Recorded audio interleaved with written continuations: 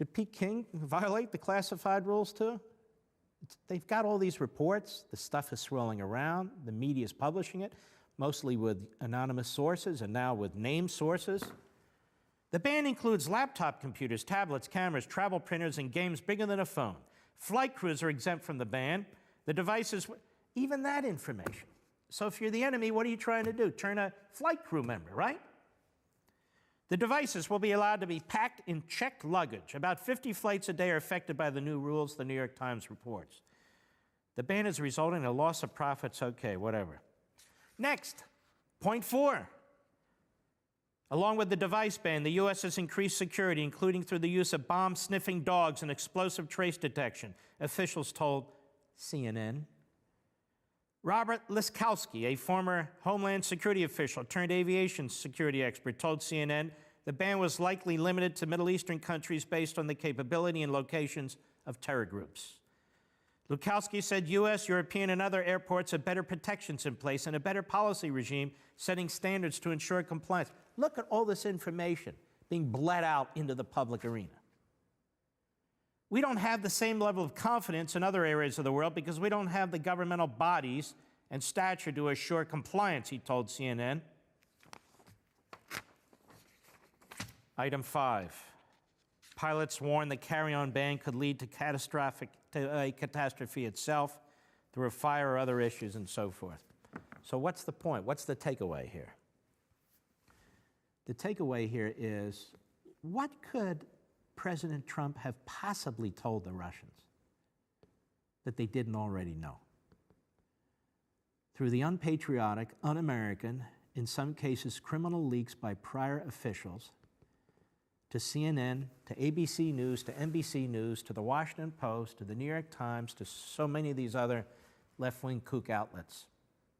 What could he have possibly told them about laptops and ISIS and Al-Qaeda and the planning of bombs and using devices and not just replacing batteries, but running them long enough so that they work, can give them cover, and hard drives, replacing hard drives. I mean, I'm reading it all to you, right?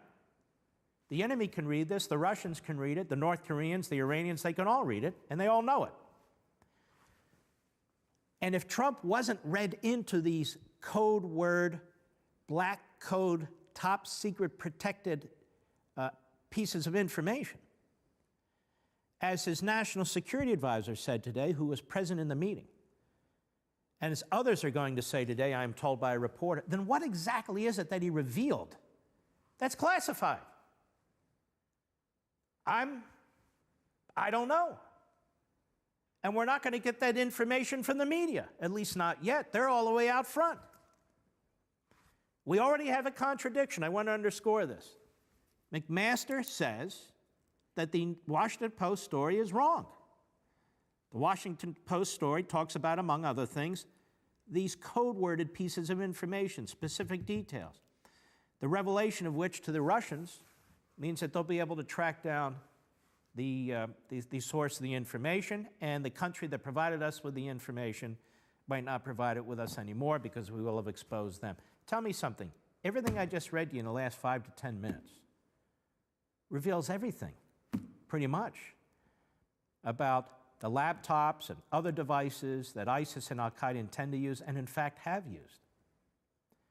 They go into the FBI, right? They go into the intelligence agencies. They go into we have now better systems to protect this, but we can't protect that. They're using former FBI guys, former NSA guys, existing people, named, unnamed. It's all out there. And by the way, I just pulled this up this morning. If this were my job day in and day out, I'm sure I can get a heck of a lot more information. So again, when you take that in combination with what McMaster says and what I'm told the CIA director is going to say, that Trump didn't even know the details for which he's being accused of revealing, whatever they are, then this is another nothing burger. But it won't stop the Democrats. It won't stop the media. It won't stop Republicans like Corker. And no, I'm not genuflecting. I'm not a knee-jerker in defense of Donald Trump and so forth. But I follow the truth and the facts wherever I feel they take me. Wherever I feel they take me. And I'm very suspicious of the media. I'm very skeptical of the reporting.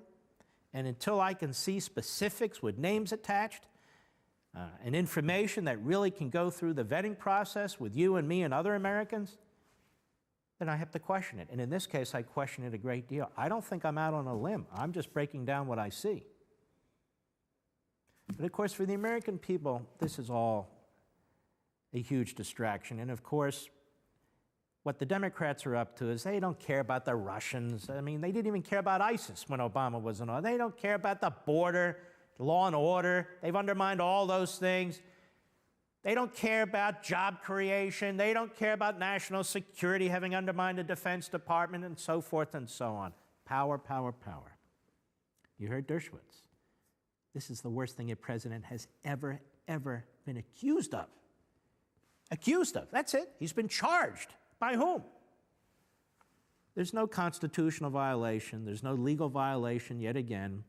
And I don't know what it is exactly that he revealed that the enemy doesn't already know or the Russians don't already know.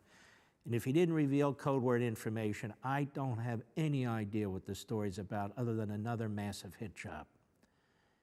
And it's getting bad out there, and this is the pattern. And I don't know where this is going to lead, but I can tell you the Democrats keep gearing up for impeachment. I think they want to take back the House and the Senate in the next election cycle. And my fear is if this keeps up, they're going to. And then you have these Republicans without any facts, Corker and others going out and piling on that this administration has to get its act together. On this, how do we know it didn't have its act together? I mean, really? I mean, how do you disprove something like that? They're doing everything they possibly can, but you now have leaks of the president's phone conversations with heads of state. You have leaks, so-called, of discussions he's had with the Russians in a confidential meeting in the Oval Office. I mean, this is really, if you want to talk about what's unprecedented, that's unprecedented. And I would encourage the President of the United States, finally, fire the holdovers. Fire the Obama people. And yes, fire some of your own people who cannot be trusted. Do it, or they're going to take you down.